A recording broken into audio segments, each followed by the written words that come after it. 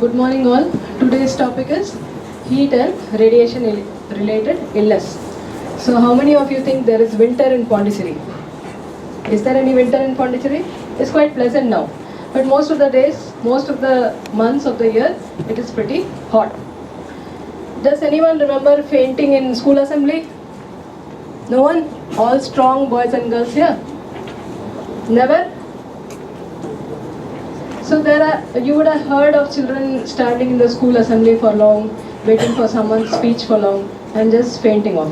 So in a hot environment, this is not in a cool environment, this is in a hot environment. So today we are going to discuss what are heat and radiation related illness. Now there are certain situations and there are certain groups of people who can more easily develop heat related illness. So let's see the case vignette. Next slide. Yourself, stand up and read the case vignette. Yoon, if you all can keep your WhatsApp aside, I would be highly grateful. Yeah, please read it. 31-year-old man with a history of coronary artery disease, congestive heart failure and schizoaffective disorder presents to the emergency department with confusion. On the day of presentation, he was seen walking near his apartment complex in a busy urban area and was later found collapsed outside his building. The local heat index accounting for temperature and the relative humidity is 105 degrees Fahrenheit, 40 degrees Celsius. On arrival, he is conscious but confused. His skin is hot and dry to the touch. His medication includes furosemide, risperidone and carvedilol. The patient lives alone in the top floor apartment without air conditioning. Yeah, sit down.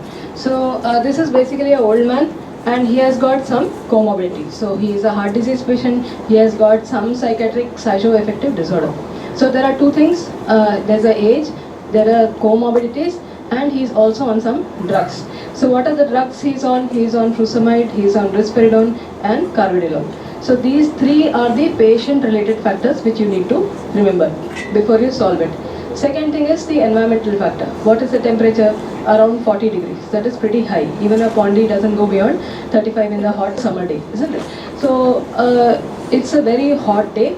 The third thing is he is staying in a busy urban area. That means hardly any greenery, cooling effects, and these are said to be hot spots where the temperature rises very fast. When he comes to the hospital, he was walking and then he fell down and then he has got to the EMS. What do you expect a person in a hot environment? He'll be profusely sweating. What do you see here? His skin is hot and dry to touch. So the sweating mechanism has failed. His medications are these things and he lives in a top floor apartment without air conditioning. Again, this is pointing to what? The last boy, blue shirt next to the pink shirt. Yeah, can you tell me what is the importance of living alone in a top floor apartment without air conditioning? Stand up.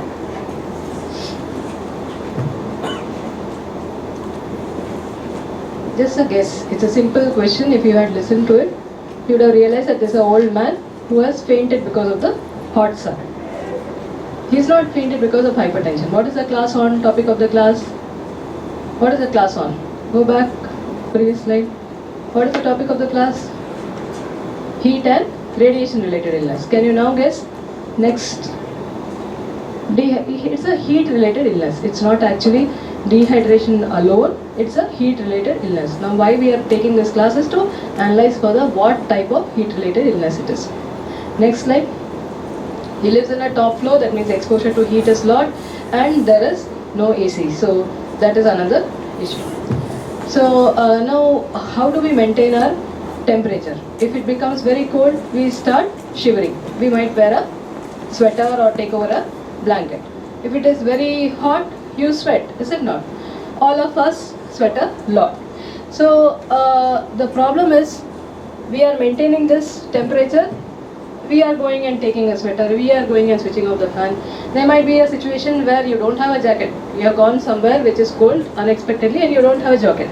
Still you shiver, isn't it? That is the body's mechanism to generate heat, to maintain your internal body temperature. That is whatever the internal organs are there, the liver, spleen or GAT, our blood, urinary bladder, these have some body temperature. They have got a certain temperature. That is called as core body temperature. So our body has to maintain that core body temperature so that all organs work well. Now this core body temperature is maintained by whom? By a center in the hypothalamus. Hypothalamus has got many nuclei. The preoptic nucleus of hypothalamus takes care of thermoregulation. That is extremely important. Preoptic nucleus of hypothalamus is said to be an internal thermostat. It takes care of your temperature regulation irrespective of whether you are doing something to protect yourself or not.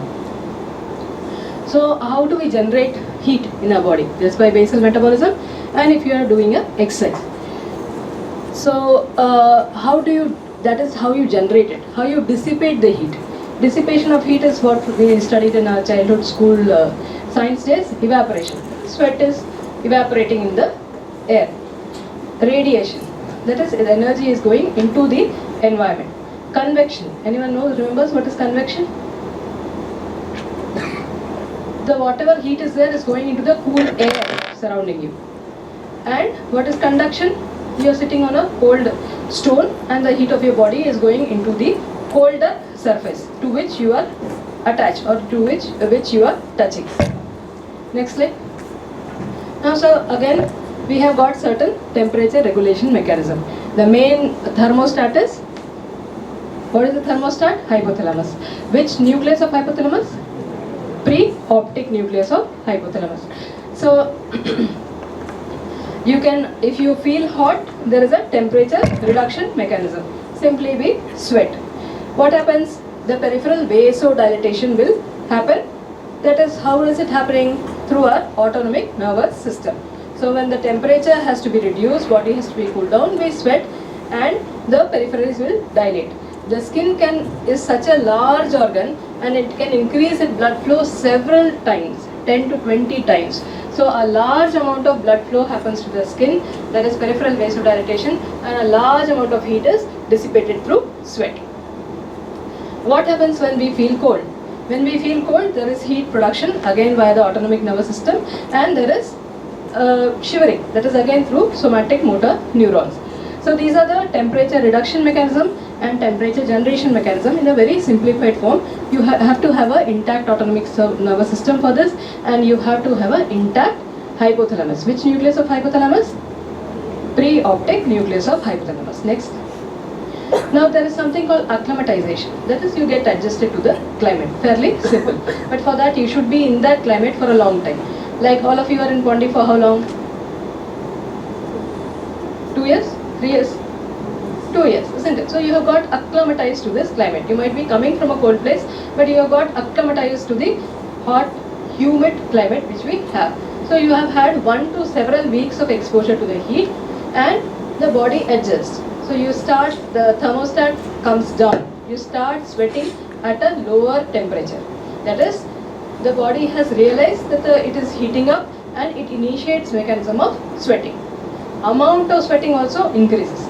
The problem with sweating is you also lose sodium with it. So in a adaptive mechanism or acclimatization, you will not lose too much of sodium in the diet, in the sweat. What is the problem if you lose too much of sodium in the sweat? Hyponatremia will set in, you can become hypotensive. So the amount of sweat increases, but the amount of sodium will decrease in the sweat.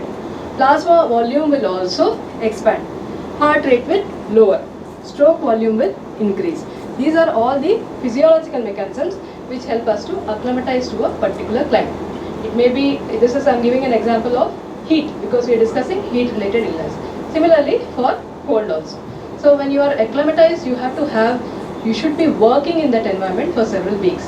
This is particularly for soldiers who are working in a very harsh climate, very hot climate. So such people, they get acclimatized to this kind of environment because the body's physiological mechanism will increase sweat production, decrease the sodium loss in the sweat, expand the plasma volume, bring down the heart rate and increase the stroke volume. Next slide. Now who are the people who are at risk of heat related illness? Usually children, and the second group is elderly.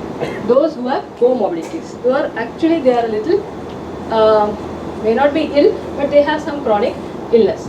Those who are on certain drugs which reduce sweat production Can you name a drug, a group of drugs? Anticholinergics. Those drugs which have got anticholinergic side effects will reduce sweat production. No sweat production, no heat dissipation, and the body's heat keeps going up. At a certain point, the core body temperature will touch 40, and that is when 40 degree centigrade or Celsius. That is when heat stroke will happen. Okay, so till that time, patient might feel dizzy, might feel giddy, might develop edema, might develop cramps, all that can happen. But you have to remember, certain drugs are very important. If patient is very sincere patient taking all your antihypertensives, he might actually be at a higher risk because it has got some anticholinergic side effects. Calcium channel blocker, beta blocker will reduce the heart rate. Phenothiazines, antidepressants also can have certain side effects which are anticholinergic in nature. Next slide. So heat related illness, when the generation of heat, whatever metabolic plus exercise induced, exceeds the body's capacity of heat loss, the core temperature will rise. This is a very simple definition. Whenever the body production is increasing and the body thermoregulation cannot keep pace with it, your core body temperature will rise. That is, hypothalamus is no more able to manage.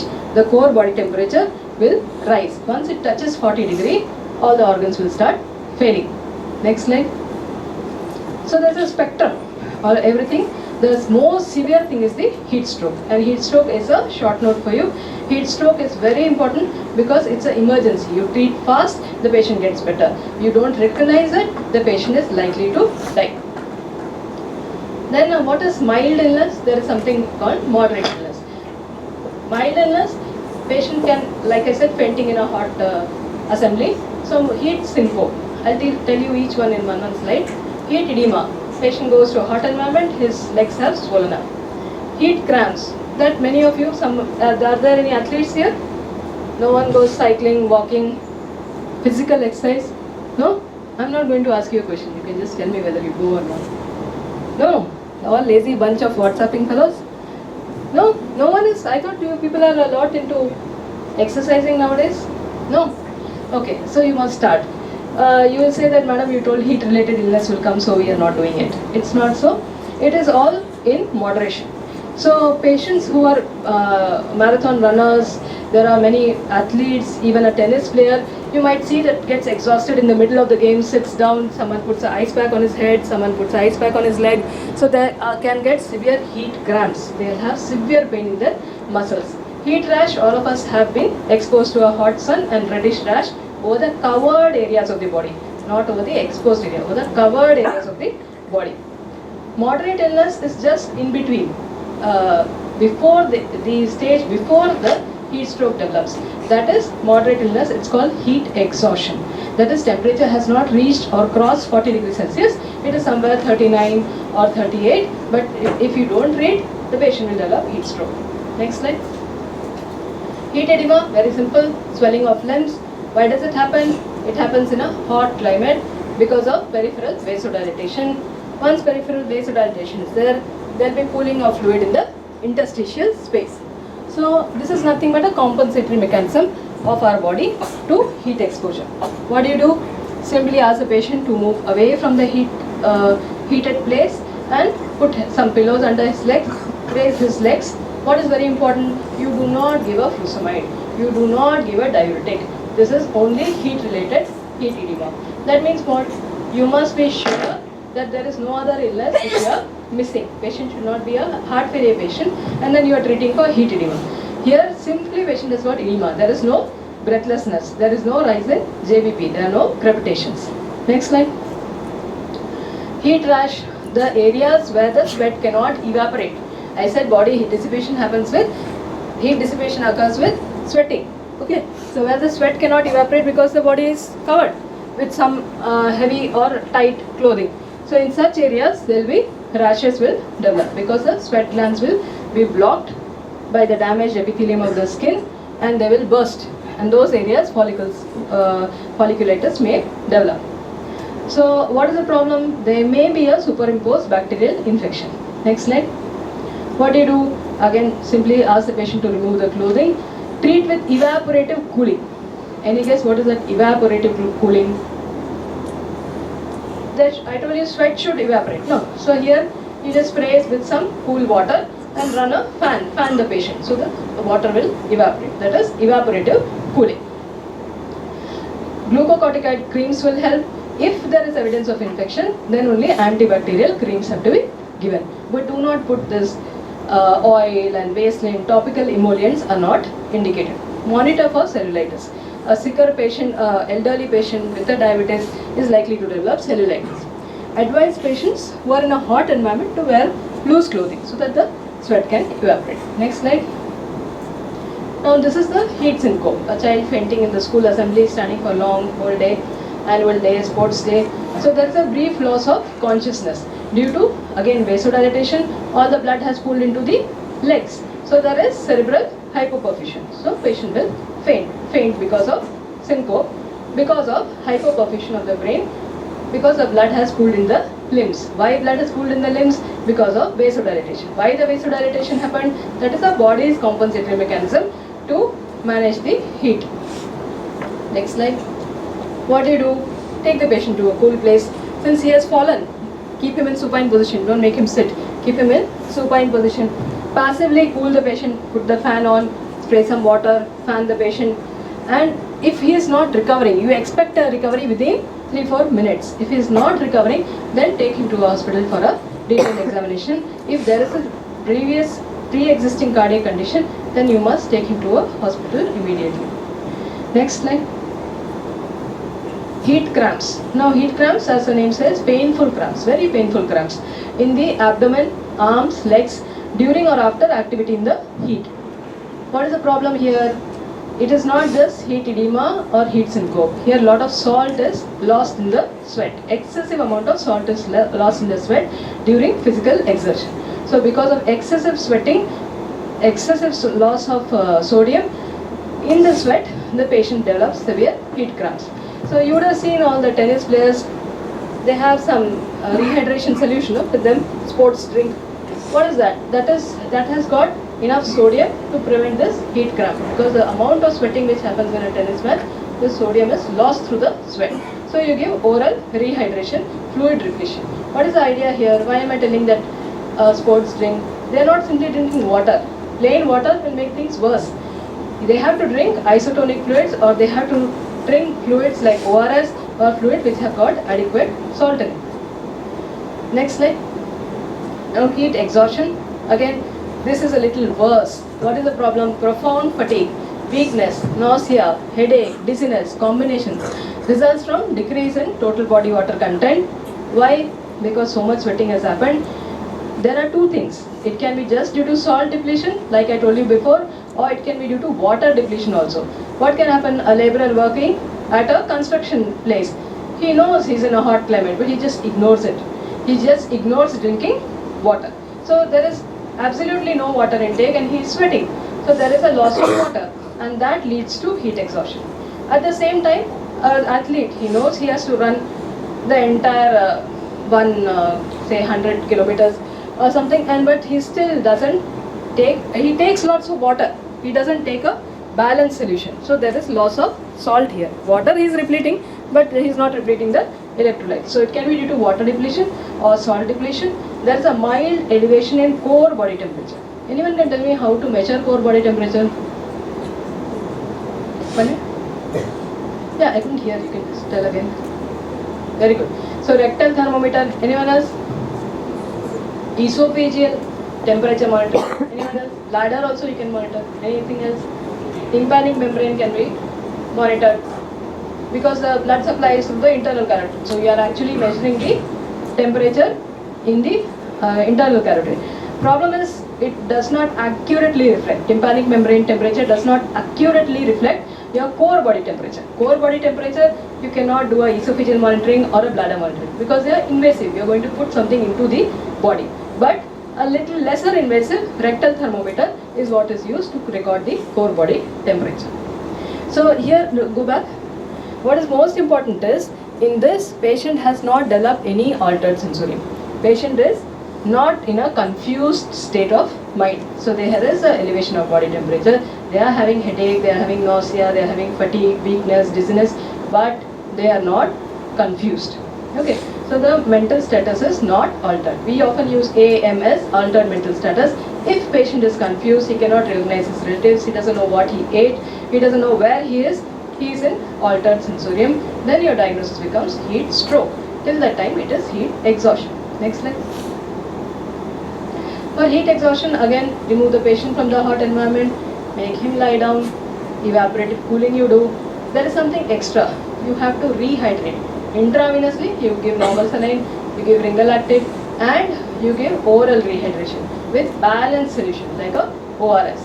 Monitor the mental status. Many a times once the patient you remove from the hot environment will become confused. So it was just impending heat stroke and he is manifesting heat stroke. So you can expect that within 24 hours after you rescue a heat exhausted patient, he can develop features of heat stroke. So you must monitor his mental status. Delayed exposure to treatment warrants further evaluation. Now his temperature has not reached 40. Okay, somewhere maybe 39.5, 39.8. You have to make sure that you are cooling him slowly, not very rapidly. Temperature should come around 39 or slightly below 39 degrees Celsius. A very rapid cooling is not indicated. You cool slowly over a few hours and bring down the temperature to around 39 or slightly below. Next, heat stroke. Now heat stroke, I have been chanting again and again, that patient goes into altered sensorium. He has a very high core body temperature, that is more than 40 degrees Celsius, and he has got CNS dysfunction. He is exposed to a hot climate, he has got CNS dysfunction, and he has got a very high core body temperature. The third thing is he can develop multi-system illness. He can have a liver failure, he can have a kidney failure, he can have a DIC, he can have entire shutdown of one organ after the other. He can have non-cardiogenic pulmonary edema. So when a patient has heat stroke, there should be three things. One thing is core body temperature should be more than 40. He should have altered mental status and he should be developing multiple organ dysfunction. Now there are two types. Classical heat stroke is what happens in an elderly person. He is living in a hot climate. He is living in a hot climate, but he is not acclimatized to it because of the fact that with the age and a comorbidity, his acclimatization capacity is not very good. So it happens in older people with compromised behavioral and physiological compensatory response. If he is taking a drug which has got some anticholinergic side effects, he will not sweat enough.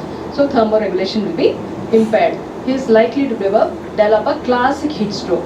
That means what? Anyone knows which is the hottest city in India in summer? Any guess? We have many cities, you can tell anything. Huh? JIPMER? Jaipur. Okay, Jaipur. Anyone else? Jaisalmer. Okay, any more? No more? That's all. Only two people know. No other state you know. Tell boss, some name you tell. Tell some state, no, in North India. Rajasthan, okay. Maharashtra, so center there is a city called Nagpur, isn't it? So the temperature is very high in summer. Okay. So now it is a very hot climate and the patient is developing a heat stroke, that is a classical heat stroke. Okay. What is the other heat stroke? Exertional heat stroke. That means what? The person is healthy. It can be a young adult. It can be a young athlete who is healthy during extreme physical exertion which results in excessive metabolic heat generation. That means usually a sports activity, but often not always with concomitant ambient heat exposure. He might not be in Jaisalmer or he might not be in Jodhpur or Rajasthan or Nagpur. He is in a place but he is exerting himself so much, the metabolic heat generation is so much that he goes in for heat stroke. It is not the ambient heat temperature, the environmental heat temperature may not be so much, but the exertion is a lot. The exertion is heavy and the person is young. The person is not having any comorbidities. That is the exertional heat stroke. Any game going on now? FIFA World Cup, at least some responsibility.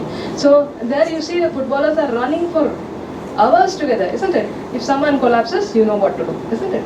Next.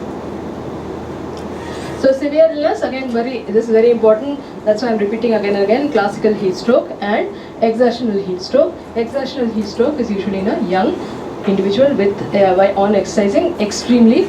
And classic heat stroke is usually in an elderly who is living in a hot climate, who is behaving in such a way that his thermoregulation is altered. Maybe he is not taking enough water, maybe he is taking too much water, no salt, or he is simply taking some drugs which reduce his sweating. Next slide. So heat stroke, again, this I'm telling again because it is a short note, it's very important. Patient should have a failure of thermoregulatory mechanism, means his core body temperature. That term you have to remember. Core body temperature touches more than 40 degrees centigrade.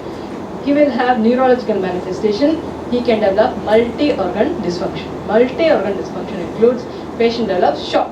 What is shock? Yourself, ma? Red dress next to the yellow dress. Yeah. Nodding off to sleep, that's it. What is shock? BP less than? Little louder. 60? Little bit more. You can make it little bit more. See, do you think you should know? You should know a BP below which it is shock as a doctor? Yes or no? Yes, isn't it? So please listen to the class. Sit down. So a BP, systolic BP less than 90 is what is defined as shock. Patient having a systolic BP less than 90 millimeter mercury. Okay, so here complication shock, DIC, patient is bleeding from everywhere, from the stools, in the nose, from the mouth, in the skin, everywhere. AKI, there is no urine output, zero urine output. Patient is drinking, there is no output at all, or there is a very minimal urine which is coming. That is acute kidney injury. Pulmonary edema, patient cannot lie down at all because he is having so much breathlessness. The lungs are full of crepitations because of non-cardiogenic pulmonary edema. Liver failure, patient starts developing jaundice. He had heat exposure, he was on altered sensorium. When you look at him, he is jaundice. Bilirubin will be more than 3. More than 3 because only then you can see the icterus. So multiple organs are involved. CNS is definitely involved. Core body temperature is around more than 40 degrees Celsius. Next time. Here 40.5, some places it's even 40. Next. Now CHS is what? Classical heat stroke. What is EHS? Exertional heat stroke. So there are some differences. If you get a point note on heat stroke, you must write what is heat stroke, triad, you must write the 2 types and you must write differences. The last boy, blue shirt, mask down. Yeah, can you read out the differences?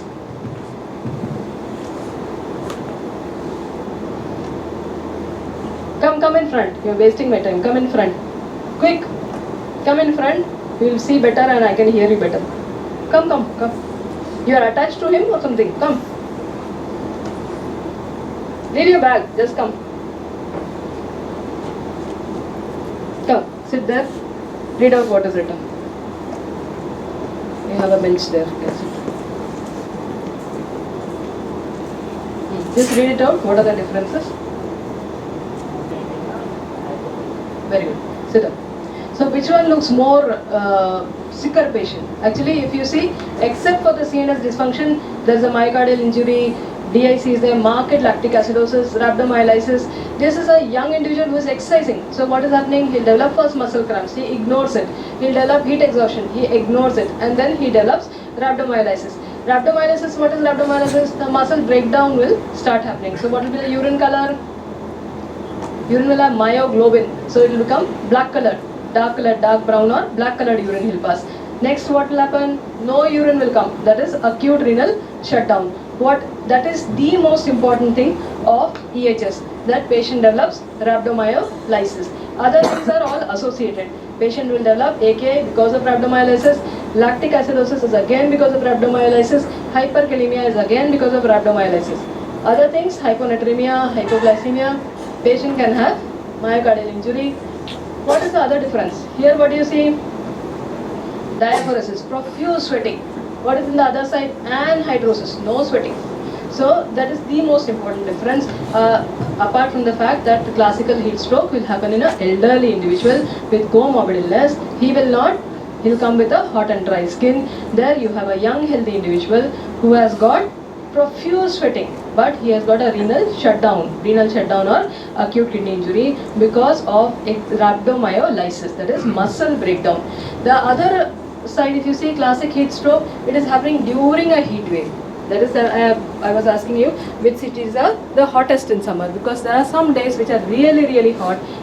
On that day, an elderly person is likely to develop a classical heat stroke.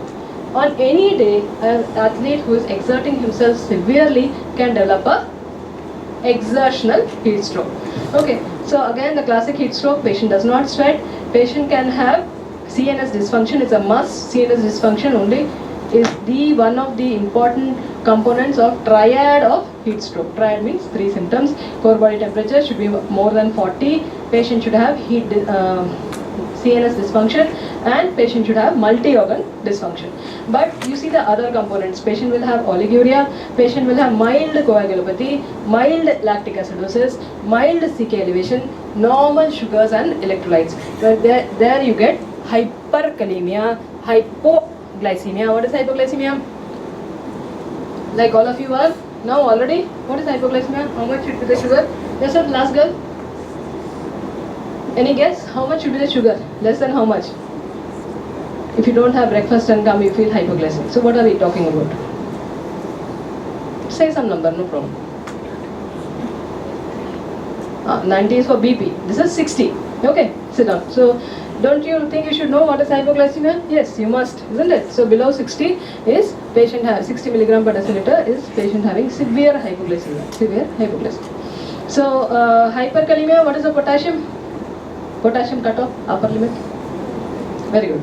5. So if more than 5, patient is said to have hyperkalemia. But all this hyperkalemia and all happens in the exertional heat stroke. In classic heat stroke, usually they are normal. They can be hyponatremia, but more often so in exertional heat stroke. Next. What do you do? Now treatment of heat stroke should be a part of your note on heat stroke. So move the patient to a cold environment. Manage airway, breathing, circulation. Why? Why to manage the breathing? Because patient can develop non-cardiogenic pulmonary edema. He might have to be intubated and artificially ventilated. Another reason, say patient does not have any cardiogenic, non-cardiogenic pulmonary edema, but patient is in altered sensorium. He cannot protect his airway. So you need to intubate and ventilate. So many a times patient will require assisted ventilation. What is assisted ventilation? Yourself, behind the striped shirt, coat boy, yeah, scratching your nose. Yeah, perfect description. Tell, get up. What was I telling about breathing, airway breathing and circulation? I still have radiation, better answer fast. Tell. We are talking about heat stroke. Heat stroke has got 3 components, 40.5, CNS dysfunction, multi-organ dysfunction. Multi-organ dysfunction can cause impaired breathing for the patient. So unless you recognize this patient has heat stroke, may not maintain his airway, you will lose the patient. So you intubate the patient and give manual ambu bag ventilation or connect him to a ventilator. Understood? Then sit down. Breathing, circulation. I said shock can happen, so you need to give fluids first. You give fluid bolus. Patient does not. Usually inotropes are not required. They do not require noradrenaline. It can cause more harm than good. It's an aggressive fluid resuscitation. Bring down the core body temperature. That will help all the organs to recover if patient is resuscitated in a timely fashion. Okay, so evaporative cooling, again that term is very important. Evaporative cooling. Evaporative cooling. So what do? Spray water, cool him under a fan or fan the moist skin. Other thing is what you can put cold water compress, sometimes ice water immersion. Now this cold water compress and you put him in a bathtub with ice cold water, this works better for an exertional heat stroke. May not work so much for a classic heat stroke because an elderly patient might be more harmed by ice cold water immersion than any good. So administer rapid cooling with cold water or ice water immersion is done most often in an exertional heat stroke. What is your target? Target is to bring down the core body temperature. Core body temperature till 38 to 39. This temperature might be 42, 43, 45. That is core body temperature. You are trying to bring it down not to 37. We are trying to bring down to 38 to 39. That is all your target is. But that is also has to be done rapidly. Here, because he has got heat stroke, the organs have started failing. So you need to do rapid cooling. So when you are doing rapid cooling, evaporative cooling first doesn't work. You go for ice cold water, cold immersion doesn't work. You have all this while you have to give IV rehydration. All this time patient should be getting IV saline. Still patient is not working. The patient is a young patient, organs are failing, you need to save him. What is the next thing? You give a IV cold saline. IV, normal saline has to be kept in fridge, becomes cold, take it out and put it. So I don't mean that you should have some stocked normal saline in fridge. Now IV cold saline, cold irrigation of bladder. That same saline, normal saline, is put into the Foley's catheter and it irrigates the bladder. So bladder, I told you, the temperature in the bladder is also core body temperature. Or GIT, put a rice tube, put cold water. So it goes to the esophagus, goes to the stomach. Other thing, cold peritoneal lavage. You put a peritoneal cavity, you put a catheter and inject whole saline into the peritoneal cavity. But these are usually done rarely. Most often with good IV hydration, with evaporative cooling, move him out of the environment where it is very hot, and sometimes with rapid cooling, patient improves. May not require such aggressive invasive techniques like a bladder cooling or a gastric lavage or a cold peritoneal lavage. But you should know these are the steps in a patient with heat stroke. You need to treat urgently because it's very difficult to save the patient after all the organs have started going into dysfunction. ICU admission is needed because of end organ damage. Patient is jaundiced, in shock, altered mental status, put him in ICU. Patient has renal shutdown, rhabdomyolysis, lactic acidosis, put him in ICU. Patient has got any form of non-cardiogenic pulmonary edema, intubate him, ventilate him. Where do you do it? In ICU. So this is a very important thing. Why I am repeating it? Because it's a medical emergency. You need to recognize it and you need to treat it in a timely fashion. Now what is the problem? What do you think the case has? The patient whom I showed in the beginning. Who read that case? Yeah, yourself. Can you guess what is the finding now? Very good. Beyond that, you tell me one more. Then my class is a success. Very good. Classical heat stroke. So he's elderly, he has got comorbidity, his skin is hot and dry. So there is anhydrosis. He cannot understand where he is. So he is having altered mental status. What was his core body temperature? 40.5 I think. So core body temperature is elevated. So he has a triad, he is an elderly who has a dry skin. So he is a classical heat stroke. Next slide. Okay. Now we move to radiation illness. So radiation illness, can you tell me something in the history? Anyone history buff here? Genius in history here? No? Anyone? No, this doesn't need any genius. So where was the radiation exposure in Japan? Hiroshima and Nagasaki. Another disaster? Chernobyl disaster. So we know these are very huge incidents which have affected mankind for generations together, isn't it? So this is a radiation related illness. We need to know important things about it. So this radiation is actually ionizing radiation. So radiation can be non-ionizing radiation or it can be ionizing radiation. So ionizing radiation means it can remove the electron from the atom and make it into an ion. Ion is usually unstable compound. Atom usually cannot be broken apart, isn't it? It's the smallest unit of living thing which cannot be broken. But an ionizing radiation can remove electrons out of atoms, and this process is known as ionization. There are different types of radiation. There is alpha, there is beta, there is gamma, there is X-rays, there is neutrons, a whole lot of things. Now alpha and beta are called particulate radiations. They have a higher mass. They are called particulate radiation. And then there are electromagnetic radiation like X-rays and gamma rays. X-rays are very useful. So all radiation is not harmful. X-rays are extremely useful for us to diagnose the patient. They are electromagnetic radiation. It can penetrate the body tissue. Gamma can penetrate the body tissue. Alpha and beta cannot. Okay, so importance is different types of radiation have different extents of tissue penetration. Irradiation means what? Exposure to ionizing radiation.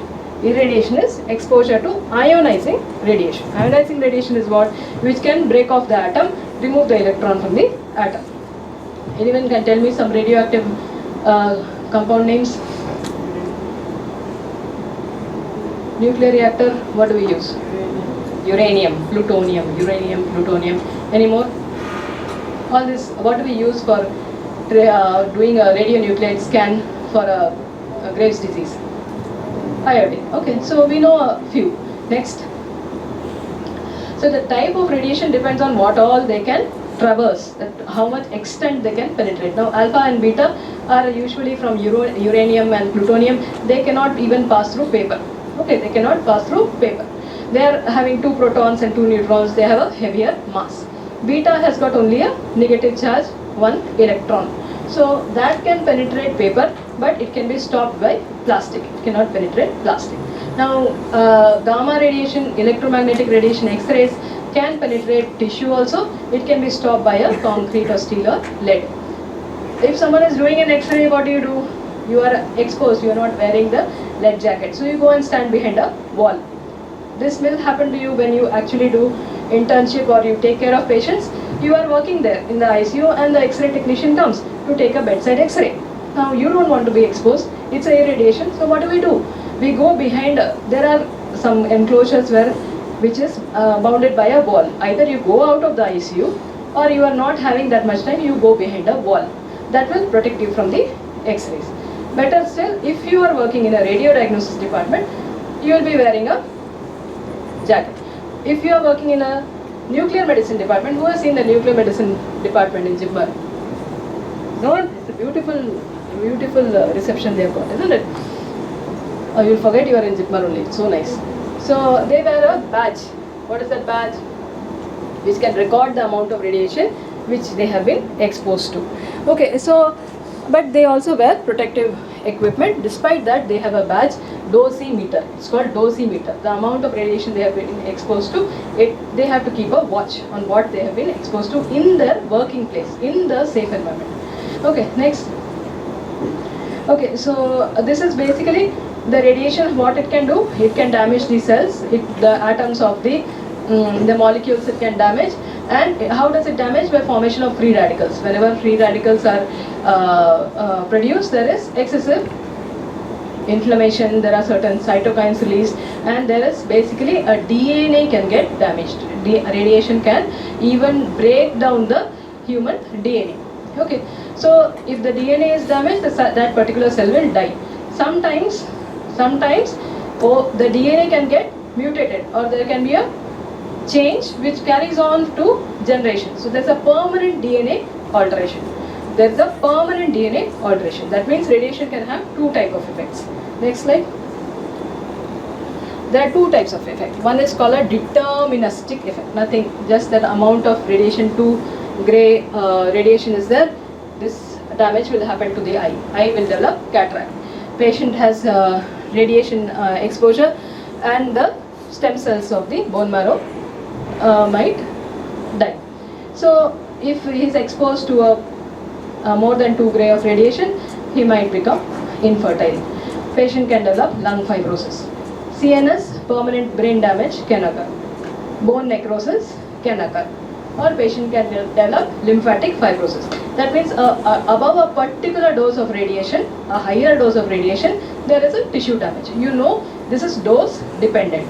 So radiation interacts with atoms, releases energy, results in ionization. The ionization causes molecular damage through via free radicals. Which tissues are affected most? Tissues with dividing cells. Yes, sir? Yeah. Can I have you here? Nodding off to sleep? Yeah, come. Yes, sir. Yes. Come here. I need your help. Yes, sir. In front of the check note, you are not sleeping. Yeah, come. Behind the yellow dress, corner seat. You want me to come there? No. A girl, to be very specific. Come, get up. Yeah. You can, unfortunately, it's very easy to see from here. Come here. Yeah. So, this is called as deterministic effect. Can you read out what all is there here? Yeah, that will do.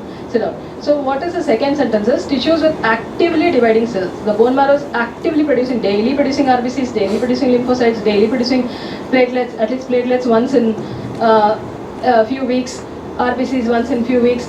So they are daily doing some activity like producing new cells. So actively dividing cells is in bone marrow, and the other one is GIT. GIT is continuously producing cells lining your GI tract. So this is the area where it is affected acutely with radiation. So what will be the manifestation? Yes, sir? If patient has got bone marrow involvement, what should the patient have? What will the patient manifest? If you do a lab test, what will you find? Yeah, so when you are asked such a question, you say that anemia will set in, neutropenia will be there, thrombocytopenia will be there. Other question is, what happens if GIT is affected? That's a very simple answer. Diarrhea, isn't it? Profuse diarrhea. There is no way to stop it. Profuse diarrhea. Next slide. Now there is something else called stochastic effect. What is it called? Stochastic effect. Stochastic effect. This is happening by chance. It is not dependent on the dose. It happens by chance. There is a chance of carcinogenesis. The patient might develop after an exposure to radiation. These are high dose radiation. This is not therapeutic radiation what we give for cancer patients. It is not that. It's a high dose radiation. Patient can develop leukemia after 2 to 5 years of the original exposure. They can develop solid tumors 10 to 20 years after exposure to radiation. Now carcinogenic risk will vary with the dose, will vary with the interval after exposure and the time to accumulate the total dose. Basically this stochastic effect means that it relates mainly to carcinogenesis after high dose radiation exposure, usually a few years after the exposure. While deterministic effects will happen more early, affects mostly bone marrow and GIT. It can affect other organs and it depends on the dose the person is exposed to. This also depends on dose which the patient is exposed to.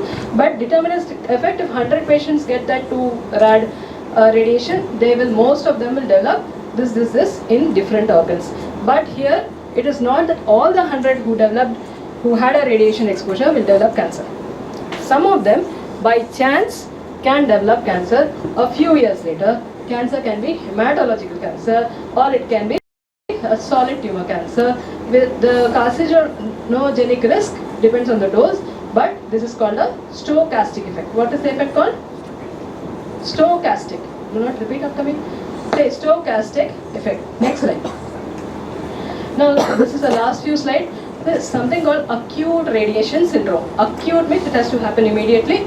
Refers to multi-system symptomology. Again, multiple organs are involved and results hours to weeks after exposure. That is why it is called acute. Acute radiation illness can be a short note.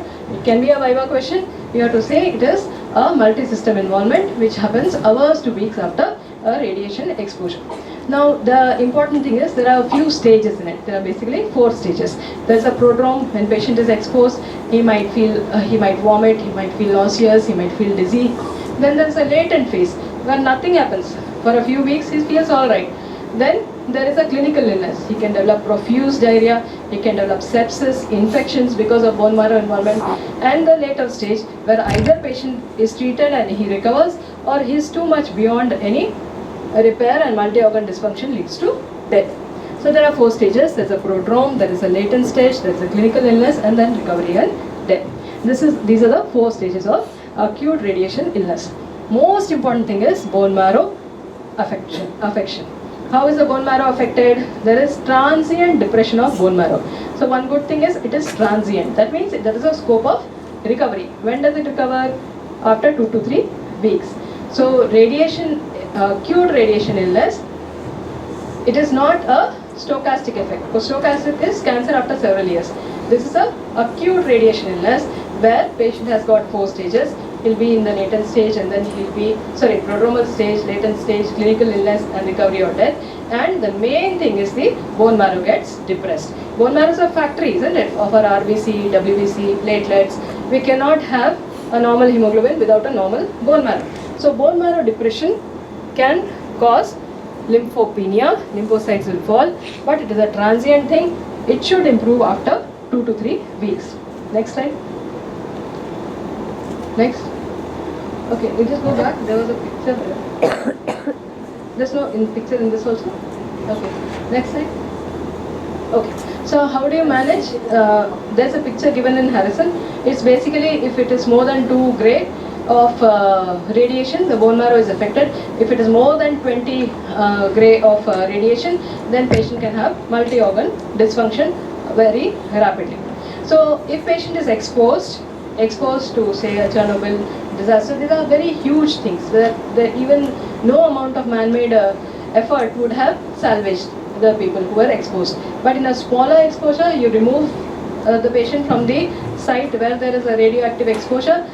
There can be internal contamination and there can be external contamination. External contamination, it has fallen on the body. So remove the clothes and decontaminate. If patient has swallowed something or he has been poisoned with a radioactive material, then in that case, you need to, internal exposure, you need to give a chelating agent like Prussian blue. It has been tried, chelating agent like Prussian blue has been tried for internal contamination. External contamination, you ask him to drink only food and water from a sealed container, because whatever is open will be contaminated. You hydrate the patient by giving IV fluid. Most of these are during a certain accidents in a plant or in a place where there is radiation source. So treat the thermal burns, and if patient is in sepsis, treat the sepsis. How do you treat sepsis? You treat with antibiotics. So give hydration, take care of the external contamination. If internal contamination is there, there's a Prussian blue as a chelating agent. Now what else has been tried? I told you marrow and marrow. So what else do we know about marrow? Marrow is an online site for postgraduate preparation, right? So you will also remember it is a very important thing in acute radiation illness, because marrow gets suppressed. Marrow aplasia. Nothing, no cells are there in the marrow. It's only collagen, only fibrosis. Then that is marrow aplasia or a aplastic marrow. In this case, what should work? Bone marrow transplant should work. Hematopoietic stem cell transplant should work. It has been attempted with not great success, but one option is to, it should be a transient marrow aplasia, but patient who is not recovering, attempts have been made to replace the bone marrow by a bone marrow transplant or hematopoietic stem cell transplant. So I think this is the last slide. Next. Yeah, so summary of heat stroke. Anyone can read it for me? No one is sleeping? All are awake? Very good. Okay, this boy next to you. Yeah. Check shirt. Come, get up. At least you acknowledge. Tell me what is wrong in the triad of heat stroke. Okay, read it out at least. Read it out.